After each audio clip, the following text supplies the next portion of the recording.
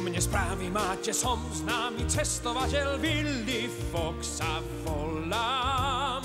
Mám povesť gentlemana, môj život to je zmena, dôkaz na to mám. Už som tu, som Passepartout.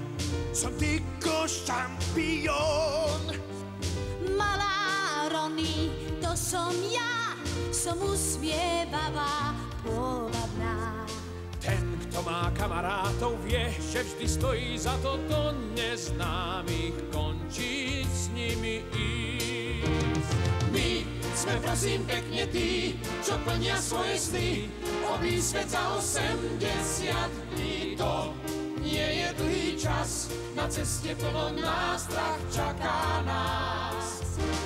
Kto chce s nami obísť svet, vie, že to nie je med, to vôbec nie je maličkosť. Vážne, nájdi si ten čas, skús odprevadiť nás. Hej, nájdi si ten čas, skús odprevadiť nás. Príbeh druhý, Londýn, 2. októbra 1872. Dnes sa začína veľké dobrodružstvo nášho hrdinu. Je presne 7 hodín večer. Willy Fox sa stavil o polovicu svojho majetku 20 000 libier, že prejde okolo sveta za 80 dní.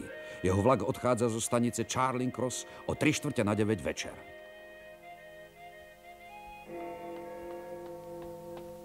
To je fantastické a napínavé. Totiž, že sa pán Willy Fox pokúša precestovať okolo sveta za 80 dní trasou, ktorú som vyznačil ja a ktorá sa objavila v dnešných novinách. Tak je, Ralf. A okrem toho, aby to bolo ešte napínavejšie, stavil sa s nami o 20 000 libier, čo je polovica jeho majetku. Sláva! Nech žije pán Fox! Sláva patrí pánu Fogovi! Hurrá! Som presvedčený, že pán Fox dokáže svojou cestou presnosť mojich výpočtov. 20 000 libier? To je toľko, čo ja zarobím približne za 100 rokov. V poriadku, zvýšim ti plat. Ale teraz do práce. Nesmieme strácať čas. Londýn sa musí túto novinu dozvedieť. Výborne. Londýn sa zoznámi s týmto dobrodružstvom. Vydáme mimoriadne číslo. Budeme prví, čo vydáme túto správu. Vypredáme celé vydanie. Prvý budeme informovať. Výborne.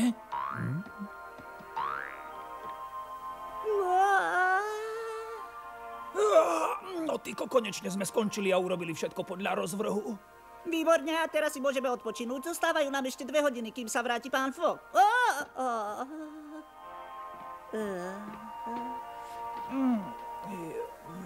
Odpočín si, Passepartout, zaslúžiš si to.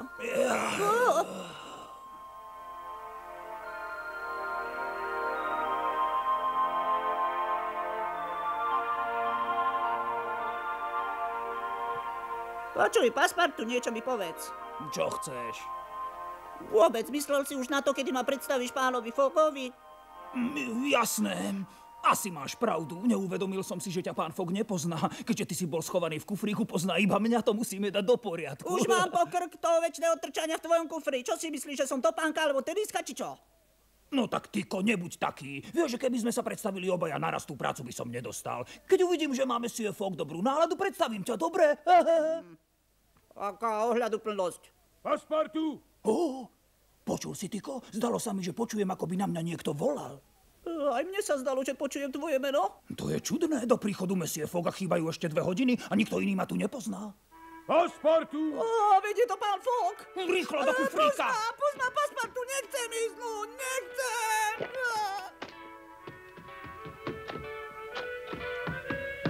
Už idem, Monsieur, už idem.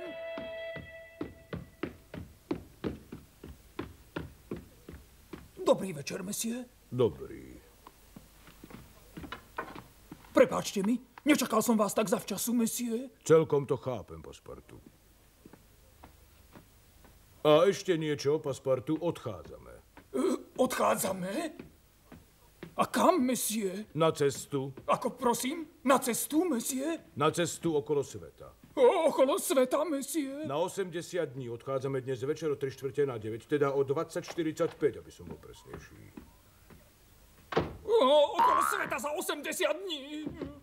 O nie. To je neuveriteľné. Mon Dieu, to je neuveriteľné. Taký som bol šťastný, lebo som si myslel, že už nikdy v živote nebudem cestovať. Radšej zomriem. A čo to pravíš? Znova budeme cestovať, hurá! Nech žije Rúk, nech žije sláva! Ty mlč!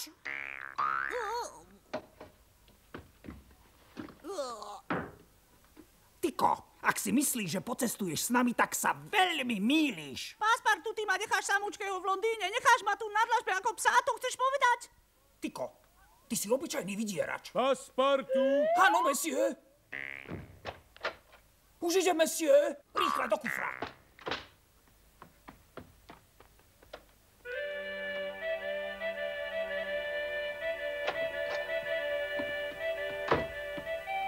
Už som tu, monsieur. To je dobre, poď sem. Áno, monsieur. Peniaze, ktoré budeme potrebovať, vložíme do tvojho kufríka. Dobre, monsieur.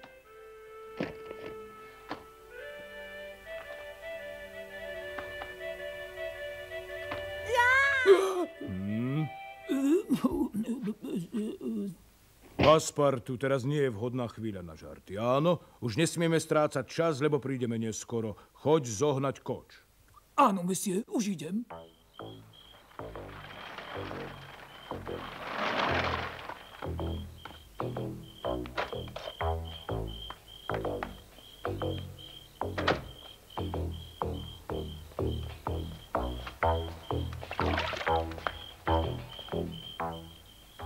Pán Sullivan. Ako sa máš transfer? Dobre.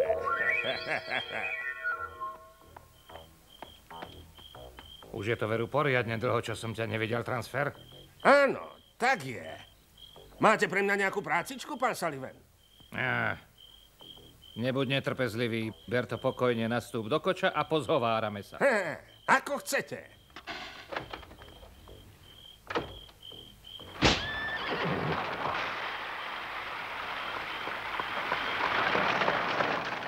Myslím si, pán Sullivan, že ak sa Willy Foggovi podarí cesta okolo sveta za 80 dní, každý z vás príde o rovných 5000 libier. Však je tak.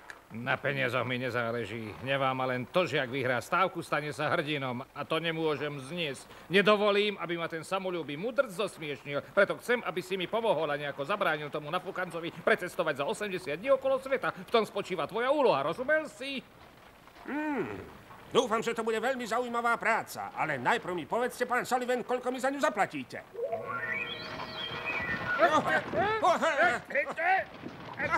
Počúvaj, ak sa podarí, že Willy Fogg stávku prehrá, musí mi zaplatiť 5000 libier. Tých 5000 libier bude tvojich.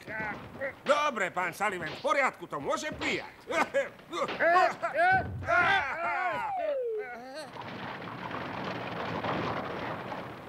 Morning Chronicle, mimoriadne vydanie. Ďakujem, pane, Morning Chronicle.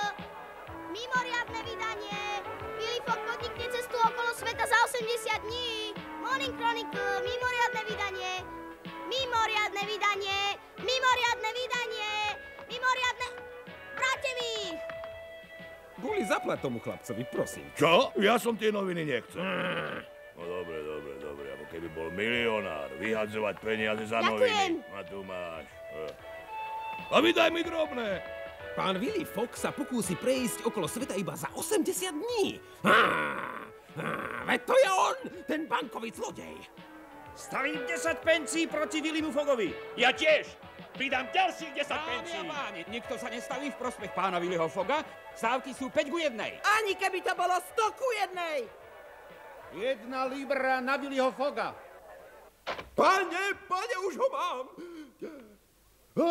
Prepáčte, pane, ale už viem, kto je ten zlodej, čo vykradol anglickú banku. Je to tu v novinách, pane, môžete sa presvedčiť. Ukážte.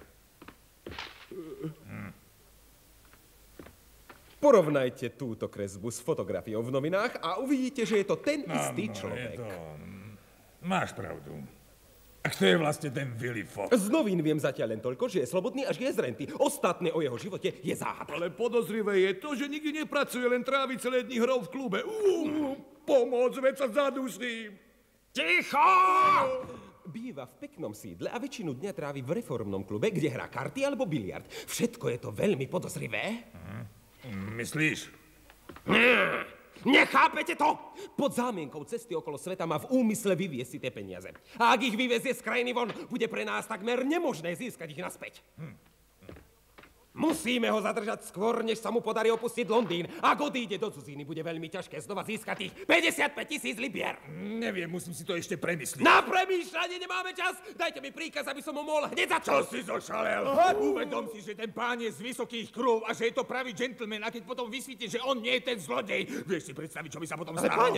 To by niekto zo Scotland Yardu zostal bez práce a zneúctený, jasné? A ešte na dôvážok, aj na by si mohli poriadne podať. Takže budeme čakať so založenými rukami a on zatiaľ utečie z Anglicka.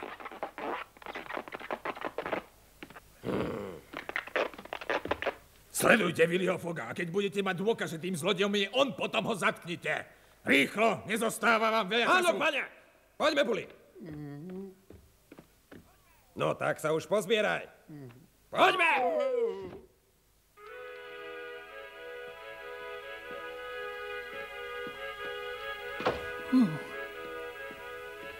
Monsieur. Nesmúť, Passepartout, o 80 dní sa určite vrátime. Áno.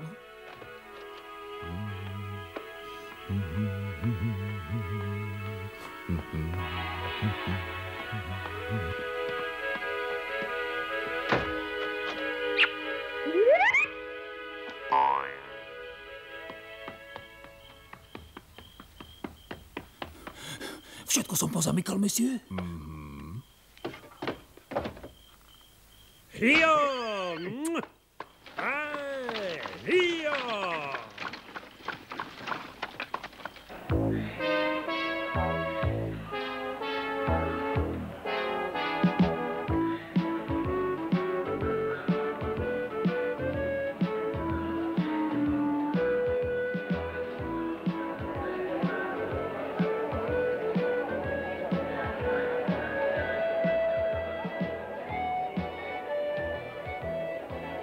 Ani vo sne by ma nenapadlo, že tá stávka by mohla mať taký ohlas. A zvyšujú sa stávky v prospech pána Fogga.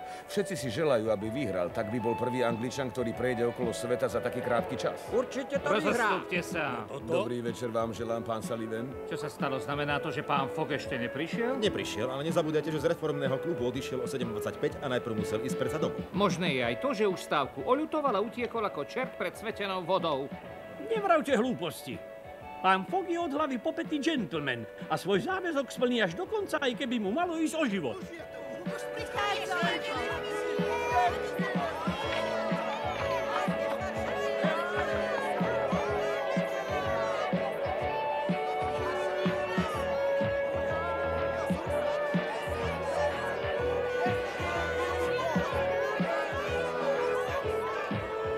Dobrý večer, pán Sullivan. Nečakal som, že sa prídete so mnou rozlúčiť.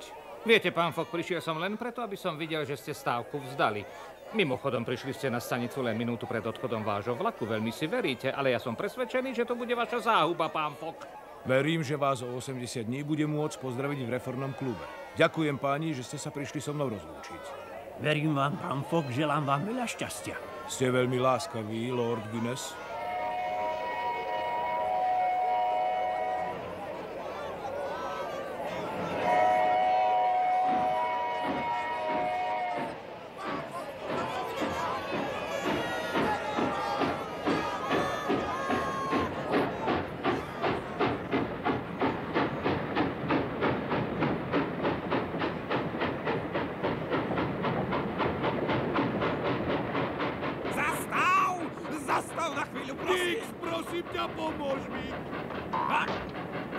Dix, počkaj, pomôž mi, Dix, prosím ťa, Dix.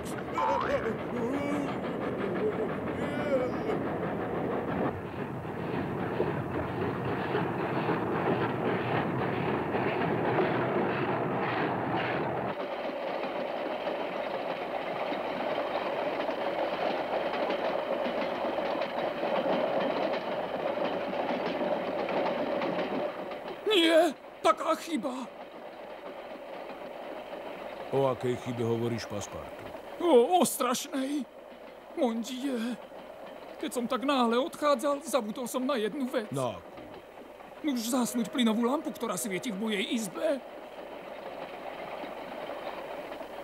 To je strašné, že bude horieť celých 80 dní. Na tom nezáleží. Nie? Nie, lebo ti odrátam z platu za plyn, ktorý sa spotrebuje.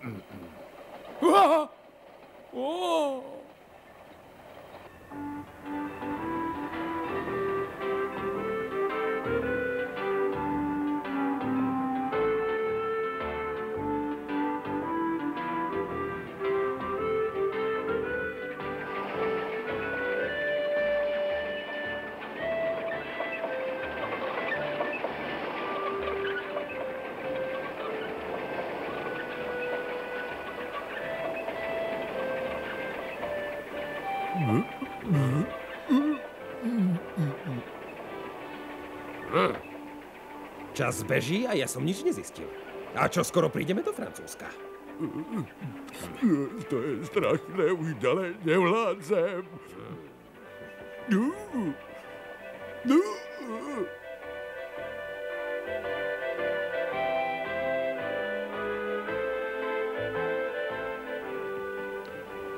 Už sme v Calais, Passepartout, priprav pasy. Áno, mesie, už sú pripravené.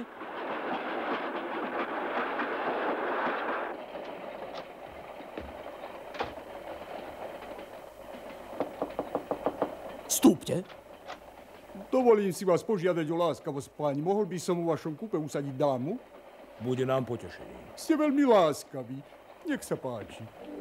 Prepáčte, že občasujem. Práve naopak, veľmi nás teší. Prosím, sednite si. Passepartout, kufrík, uvoľni slečne miesto. Aha, no pardon. Prepáčte, mademoiselle, nech sa páči. Ste veľmi milý, mládenec. Zažila som veľkú nepríjemnosť, preto som požiadala sprievodcu, aby mi zmenil kupé. Pošli ku mne dvaja chlapi s hrozným výzorom a bezočivo si ma obzerali, že som nevedela, čo mám robiť. Nemajte obavy, slečna, upokojte sa, už je to za vami. A preto som požiadala pána sprievodcu, aby mi našiel iné miesto. Rozumiem a chápem vás. Teraz som už spokojná, lebo som v spoločnosti dvoch dokonalých gentlemanov. Povedzte mi, prosím vás, aký je cieľ vašej cesty? Londýn, slečna. Čože, idete do Londýna? Týmto vlakom? Do Londýna prídeme o 80 dní, ale máme v programe cestu okolo sveta. Tak potom vy ste ten pán Fogg, pravda? Čítala som o tom v novinách. Staňte, slečna, lebo sa budem hanbiť.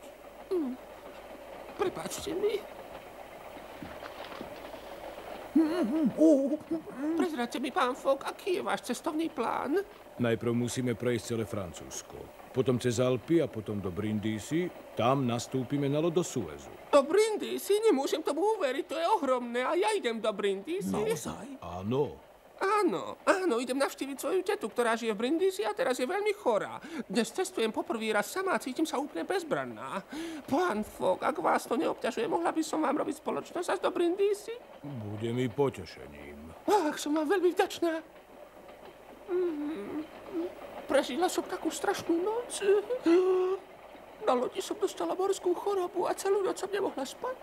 Do Paríža nám zostáva ešte niekoľko hodín. Ľahnite si, prosím, a odpočíňte si. Ale to by bolo voči vám veľmi nezdvorilé, keď ste ku mne taký milí. Passepartout, stĺp svetu. Áno, mesie. Prosím vás, neobťažujte sa, môžem to urobiť aj sama. Iste. Aká som hlúpa, zhasla som celkom. Passepartout, v kufríku sú zápalky. Áno, mesie, ale čo hľadáte? Čo sa to robí, Passepartout? Slečna otvorila môj kufrík, mesie.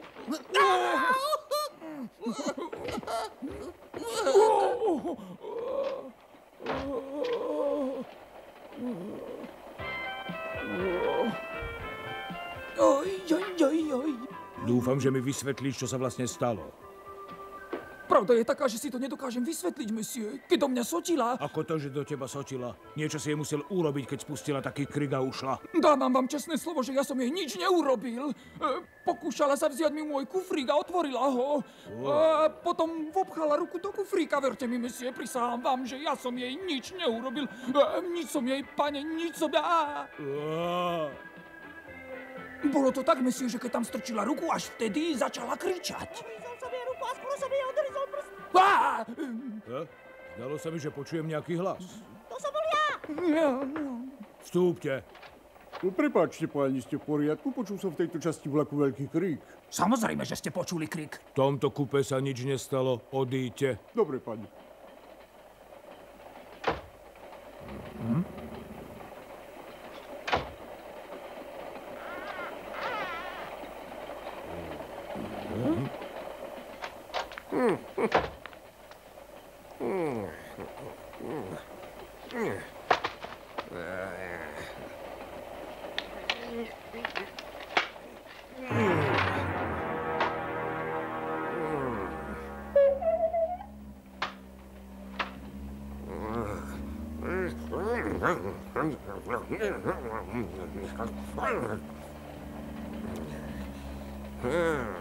Na budúce už neslíham, to vám prisahám.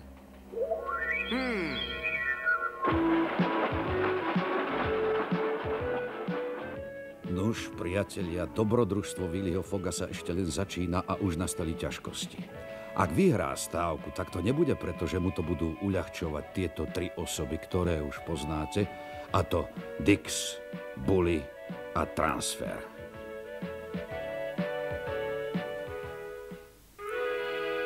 V nasledujúcej časti Willy Fogg, Passepartout a Tycho prídu do Paríža a hoci čas, ktorý budú mať na prestupovanie z vlaku je veľmi krátky, Lothar Transfer sa im už oň postará. Naši priatelia, bez toho, že by si to želali, nebudú mať iné východisko, len navštíviť toto veľkomesto ako turisti.